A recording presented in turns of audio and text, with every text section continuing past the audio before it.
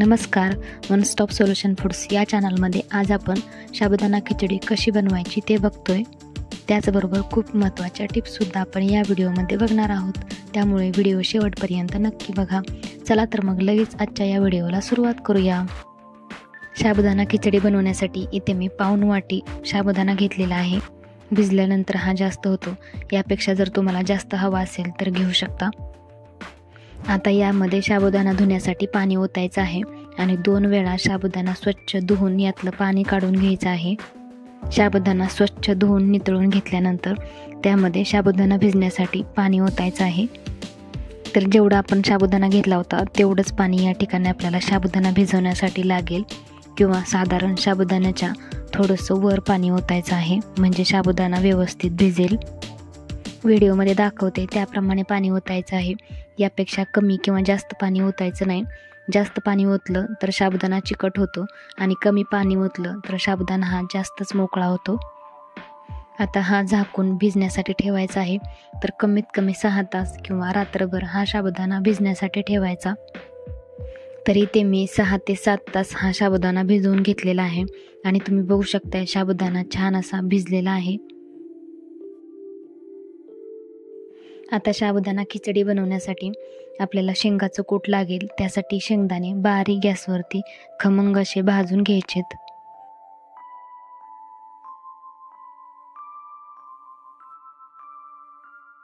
भाजल्यानंतर शेंगदाणे थंड होऊ द्यायचे आणि त्यानंतर आपल्याला मिक्सरमधून फिरवायचे आहेत। तर मिक्सरमधून फिरवताना इथे एक गोष्ट महत्त्वाची, ते म्हणजे पूर्ण बारीक कूट करायचं नाही आहे, तर ओबडधोबड आपल्याला हे मिक्सरमधून काढायचे आहेत।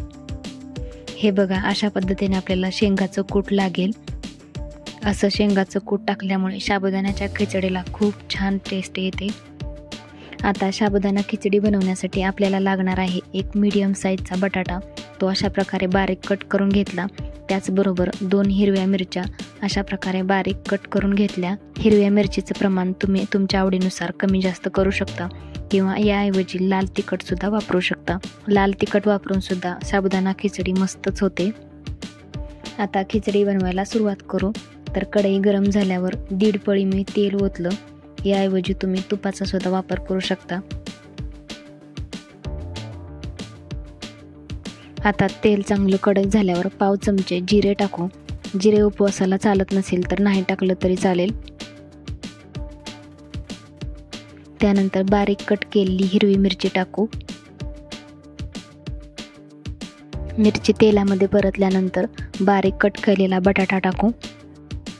या ठिकाणी बटाटा तुम्ही उकडून टाकला तरी सुद्धा चालेल, किंवा हा बटाटा इथे आता कच्चा असल्यामुळे तेलामध्ये छान परतून घ्यायचा आहे।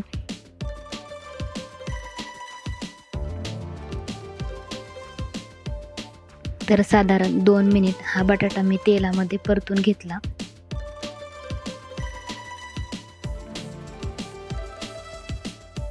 आता यामध्ये आपण भिजवलेला साबुदाणा टाकूया। आता साबुदाणा फोडणीमध्ये छान परतून घेऊ।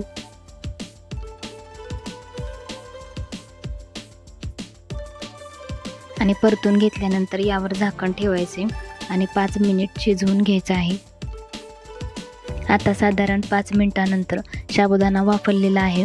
आता यामध्ये चवीनुसार मीठ टाकू। त्याचबरोबर अर्धा चमचा साखर टाकायची आहे। तुम्ही साखर तुमच्या आवडीनुसार टाकू शकता। आणि आता सगळ्यात शेवटी शेंगाचं कूट टाकूया।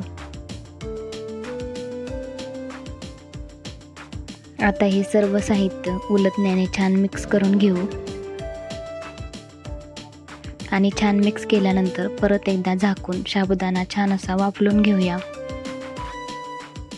आणि साधारण 5 मिनिटानंतर साबुदाणा छान वाफरलेला आहे आणि इथे आपली साबुदाणा खिचडी तयार आहे। तर जास्त मेहनत न घेता इथे आपली साबुदाण्याची खिचडी तयार झालेली आहे। तुम्ही सुद्धा अशा पद्धतीने ही साबुदाणा खिचडी या नवरात्रीला नक्की बनवून बघा। आणि आजच्या या व्हिडिओमध्ये आपण इथेच थांबतोय। आजचा व्हिडिओ कसा वाटला ते मला कमेंट करून सांगायला विसरू नका। आणि यानंतर तुम्हाला कोणती रेसिपी बघायला आवडेल ते सुद्धा मला कमेंटमध्ये कळवा। चला तर मग परत भेटूया अशाच एका नवीन व्हिडिओमध्ये।